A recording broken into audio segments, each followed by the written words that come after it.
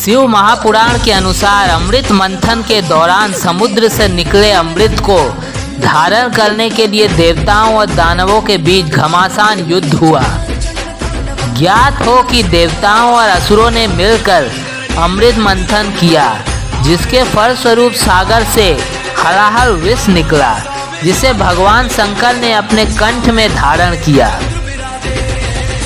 इसके पश्चात एक एक करके अनेक प्रकार की वस्तुएं, रत्न आभूषण आदि सागर से निकले।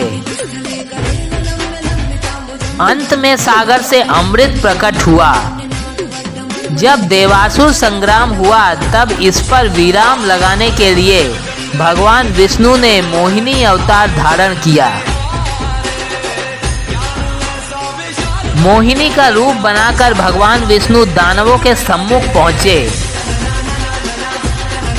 दानवों ने जब मोहिनी का इतना सुंदर रूप देखा तो वे सब उस पर तुरंत मोहित हो गए। मोहिनी का रूप बनाए हुए भगवान विष्णु ने दानवों को छल से अंततः अमृत का पान करने से रोक लिया। इससे दुखी होकर दानव फिर से देवताओं के साथ युद्ध करने लगे, लेकिन उनकी एक न चली। अपनी हार देखते हुए देवता पाताल लोक की ओर गए। श्री हरि विष्णु ने वहां भी उनका पीछा किया। श्री हरि विष्णु उनका पीछा करते हुए पाताल के अंदर प्रविष्ट हो गए। दानव आगे आगे भाग रहे थे और विष्णु भगवान उनके पीछे पीछे चल रहे थे। श्री हरि जब दानवों के पीछे पीछे पाताल लोक पहुंचे तो उन्होंने देखा कि दानवों की कैद में कुछ अप्सराएं थीं। अप्सराओं को दानवों ने बंदी बनाकर रखा हुआ था। वे सभी अप्सराएं शिव भक्त थीं। भगवान विष्णु ने उन्हें दानवों से मुक्त करवाया। भगवान विष्णु के अनुपम मनमोहक छवि और रूप को देखकर सभी अप्सराएं उन पर मोहित हो गईं। अप्सराओं ने भगवान शिव की अनन्य भक्ति की। उन अप्सराओं ने भगवान शंकर को प्रसन्न करने के लिए कठोर तपस्या की। जब भगवान शंकर प्रसन्न होकर उनके सामने प्रकट हुए तब उन अप्सराओं ने वरदान में भगवान विष्णु को अपने पति रूप में मांगा। भोलेनाथ ने उसी समय माया रची और भगवान विष्णु को उन सब अप्सराओं का पति बना दिया। विवाह के कुछ दिनों बाद तक भगवान विष्णु पाताल लोक में ही उन अप्सराओं के पास रुके। उन अप्सराओं से भगवान विष्णु के बहुत सारे पुत्रों का जन्म हुआ। फिर कुछ दिन वहां पाताल लोक में बिताने के बाद भगवान विष्णु अपने वैकुंठ लोक को वापस लौट गए। कहते हैं कि व्यक्ति पर अपने आसपास के वातावरण और रहन सहन का असर उनके गुणों में दिखाई देता है। पाताल लोक में अधिकांश असुर और दानव रहते थे। उन अप्सराओं के गर्भ से जन्मे भगवान विष्णु के पुत्रों का घुलना मिलना दानवों के बच्चों से होने लगा।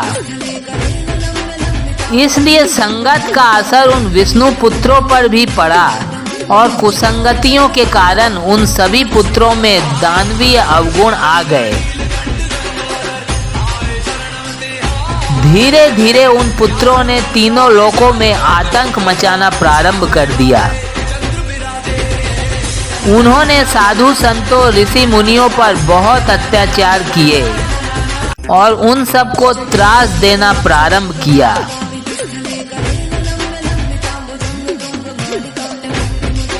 तीनों लोकों से यज्ञादि पुण्य कर्मों का लोप होने लगा, जिसके फलस्वरूप देवताओं की शक्तियां धीरे धीरे कमजोर पड़ने लगी।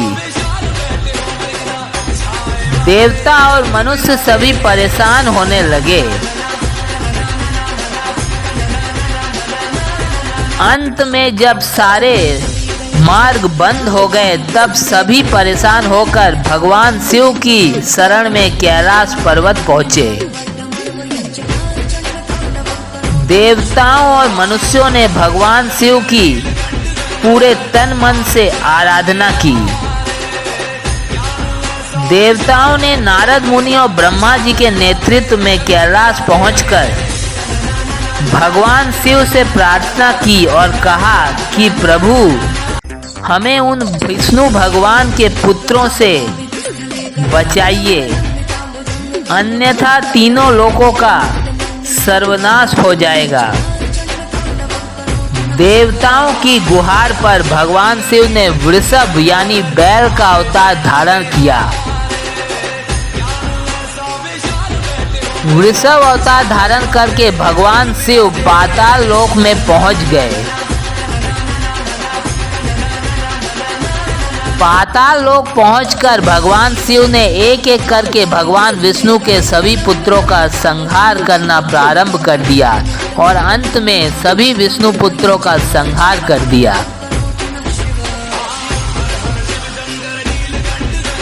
इस तरह से भगवान शिव ने तीनों लोकों को भगवान विष्णु के दानवीय पुत्रों के आतंक से बचाया। सभी देवता गण भगवान शिव की जय जयकार करने लगे। जैसे ही भगवान विष्णु को वृषभ द्वारा अपने पुत्रों के संहार की खबर मिली, तो वे अत्यंत क्रोधित हुए। क्रोध में ही वे वृषभ से लड़ने पाताल लोक पहुंच गए। तब तक भगवान शिव अपने वास्तविक स्वरूप में आ गए थे। फिर क्या था, आओ देखा न ताओ, भगवान विष्णु भगवान शिव से भयंकर युद्ध करने लगे। भगवान विष्णु भगवान शिव पर तरह तरह से आक्रमण करने लगे, जिसका बचाव भगवान शिव करने लगे।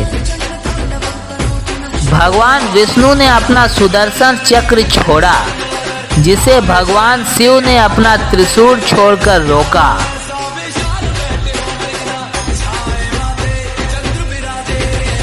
दोनों ही एक दूसरे से भयंकर युद्ध कर रहे थे, लेकिन दोनों ही देवता थे, तो लड़ाई का अंत नहीं हो रहा था।